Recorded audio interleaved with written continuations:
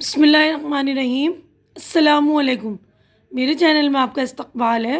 آج کی یہ ویڈیو 7ویں کلاس کی کتاب بال بھارتی کا سبق نمبر 16 ہزاروں سال لمبی رات۔ تو ہزاروں سال لمبی رات یہ ہمارا ٹاپک ہی عنوان ہے سبق کا، جس کے رائٹر یعنی مصنف ہے رتن سنگھ، لکھنے والے کو کہتے ہیں مصنف۔ تو اس سبق سے متعلق جو ہے پہلی بات، ایک کہاوت ہے بھوکے بھجن نہ ہوئے، یعنی آدمی اگر بھوکا ہو تو کسی کام میں اس کا جی نہیں لگتا۔ وہ کام چاہے خدا کی عبادت کیوں نہ ہو، بھوک لگنا انسان اور حیوان کی فطری عادتوں میں شامل ہے۔ کام کاج کرتے ہوئے اس کے اعضاء تھک جاتے ہیں۔ اس کے جسم کو چلانے والے اعضاء یعنی دل، جگر، معدہ وغیرہ پر بھی تھکن چھا جاتی ہے۔ اس تھکن سے جانداروں کو بھوک کا احساس ہوتا ہے۔ وہ کھانا کھا لیں تو تھکے ہوئے اعضاء کو پھر طاقت مل جاتی ہے اور وہ کام کرنے لگتے ہیں۔ بھوک کے تعلق سے اس سبق میں بتایا گیا ہے کہ انسان بھوکا ہو تو اسے نیند نہیں آتی، اس کا ذہن بے سر پیر کی باتیں سوچنے لگتا ہے۔ اگر بہت سے بھوکے انسان ایک جگہ جمع ہو جائیں تو پتہ چلتا ہے کہ سب کا ذہن بھوک مٹانے کی فکر میں طرح طرح کی باتوں میں الجھا ہوا ہے۔ ذیل کی کہانی میں مصنف نے بھوک کی وجہ سے پیدا ہونے والے انسانی بے چینی کی کیفیت کو بیان کیا ہے، یعنی اور اس والی سبق میں انسان کی جو بے چینی ہوتی ہے بھوک کی وجہ سے، اس کی کیفیت یعنی حالات کو بیان کیا ہے۔ تو جان پہچان یعنی کہ ہمارے مصنف کا تعارف ہے یہ رتن سنگھ۔ 1927 عیسوی میں سیال کوٹ پاکستان میں پیدا ہوئے۔ اردو کے ممتاز افسانہ نگاروں میں ان کا شمار ہوتا ہے۔ ان کے افسانے انسانی زندگی کے مسائل پر مبنی ہوتے ہیں۔ وہ اپنے افسانوں میں سماجی اور معاشرتی حالات بڑے مؤثر انداز میں پیش کرتے ہیں۔ پہلی آواز، پنجرے کا آدمی، کاٹ کا گھوڑا وغیرہ ان کے افسانوں کے مجموعے ہیں۔ سننے والے اس کی بات بڑے انہماک سے سن رہے تھے، انہماک یعنی بڑے غور سے سن رہے تھے، بڑے توجہ سے سن رہے تھے۔ سنانے والا ان سب کے بیچ لیٹا ہوا بالکل اوٹ پٹانگ باتیں کر رہا تھا، یعنی بے سر پیر کی، فالتو یوں ہی۔ ان میں کہیں کوئی تسلسل نہیں تھا، یعنی کوئی سلسلہ نہیں تھا، مطلب کوئی ترتیب نہیں تھی۔ بات کرتے کرتے خود ہی بہک جاتا تھا، جیسے راہ چلتا مسافر اپنی راہ سے بھٹک کر کسی غلط راستے پر چلنے لگے، ایک بات ادھوری ہی چھوڑ کر وہ کسی دوسری بات کا سرا پکڑ لیتا۔ اسی طرح رات بہت دھیرے دھیرے سرک رہی تھی۔ وہ سب کے سب ریلوے اسٹیشن کی طرف جانے والے راستے کی ایک دکان کے برآمدے میں آ کر رات کاٹنے کے لیے لیٹ گئے تھے۔ تھوڑی دیر بعد جب ان میں سب سے بوڑھے آدمی نے گلا صاف کرتے ہوئے کسی راجا کی بات شروع کی تو اس برآمدے میں لیٹے ہوئے سب کے سب آدمی ہنکاری بننے لگے۔ پھر کیا ہوا بابا؟ ہنکاری یعنی ہوں کرتے ہیں نا بیچ بیچ میں، جب کوئی ہمیں بات سناتا تو ہم کہتے ہیں نا ٹھیک ہے، تو اس کو بولتے ہیں ہنکاری بھرنا۔ بس پھر کیا تھا، بات چل نکلی۔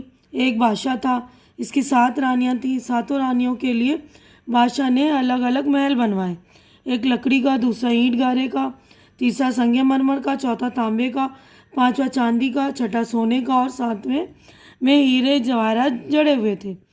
ہاں ٹھیک، کسی نے ہنکاری بھری۔ اتنا سب کچھ تھا لیکن بادشاہ کے یہاں اولاد نہیں تھی، اسی لیے وہ بہت دکھی تھا۔ بادشاہ کو آخر کسی نے رائے دی کہ فلاں جنگل میں ایک پیڑ ہے، اس پر 7 پھل لگے ہیں، اگر بادشاہ یہ پھل اپنی رانیوں کو کھلائے تو سب کے اولاد ہو جائے گی۔ لیکن مصیبت یہ تھی کہ اس پیڑ تک پہنچنا بڑا مشکل تھا۔ راستے میں 7 دریا پڑتے تھے، 7 دیووں سے مقابلہ کرنا پڑتا تھا، پیڑ کے گرد 7 سانپوں کا زبردست پہرا تھا، لیکن بادشاہ بھی اپنی دھن کا پکا تھا۔ وہ اپنا لاؤ لشکر لے کر چل پڑا۔ بات ابھی یہیں تک پہنچی تھی کہ بوڑھے کو کھانسی کا دورہ پڑا۔ جب اس کی سانس درست ہوئی تو بوڑھا بہک گیا۔ اس نے ایک دوسری بات چلا دی۔ بڑی پرانی بات ہے، کسی کاریگر نے ایسا ڈنڈا بنایا جس کے اندر ایک آدمی بیٹھ سکتا تھا۔ اس طرح وہ ڈنڈا آدمیوں کی طرح ہی بولتا تھا، چلتا تھا اور کھاتا پیتا تھا۔ قریب قریب سب نے مل کر ہنکاری بھری۔ پھر اچانک یہ ہوا کہ رکشوں اور ٹانگوں کا ریلا شور مچاتا ہوا سڑک پر سے گزرنے لگا۔ شاید اسٹیشن پر کوئی مسافر گاڑی رکی تھی، اس لیے بوڑھا تھوڑی دیر رکا، پھر اس نے ایک مچھلی کی بات شروع کر دی۔ مچھلی اتنی بڑی تھی کہ اس کی پیٹھ پر باقاعدہ ایک شہر بسا ہوا تھا، جس پر نہ معلوم کتنے ہی مکان بنے ہوئے تھے، کتنے ہی کھیت تھے۔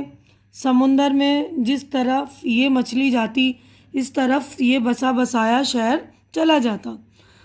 بالکل ٹھیک، سب نے ہنکاری بھری۔ اس طرح رات نہایت آہستہ آہستہ سرک رہی تھی۔ بوڑھا باتیں کیے جا رہا تھا، وہ سب کے سب بڑے غور سے سن رہے تھے۔ پھر کسی بات کو ادھوری ہی چھوڑ کر بوڑھے نے ایک نئی بات شروع کر دی۔ ہزاروں سال پہلے کی بات ہے، ایک بادشاہ نے آدھی دنیا فتح کر لی۔ پھر اسی خوشی میں بادشاہ نے ایک بہت بڑی دعوت کی۔ پھر کیا اتنا کھانا بنایا گیا کہ بادشاہ کے شہر کے سارے مکانوں میں کھانا بنا کر رکھا گیا۔ پھر بوڑھے نے کہنا شروع کیا، سب سے پہلے بادشاہ اور اس کے رشتہ داروں نے کھانا کھایا، ٹھیک۔ پھر بادشاہ کے سینکڑوں امیروں اور وزیروں نے کھانا کھایا، ٹھیک۔ پھر بادشاہ کے ہزاروں فوجیوں اور چنے ہوئے شہریوں نے کھانا کھایا، ٹھیک۔ اتنے لوگوں کے کھانا کھاتے کھاتے رات ہو گئی، ٹھیک۔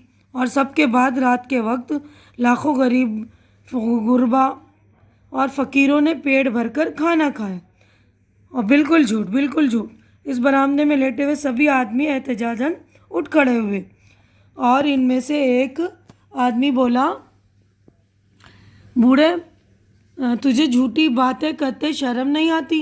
احتجاجاً یعنی مخالفت کرنا، یعنی اس کو منع کرنا، غلط ثابت کرنا، اس کی بات کو، اس کو کہتے ہیں احتجاج کرنا۔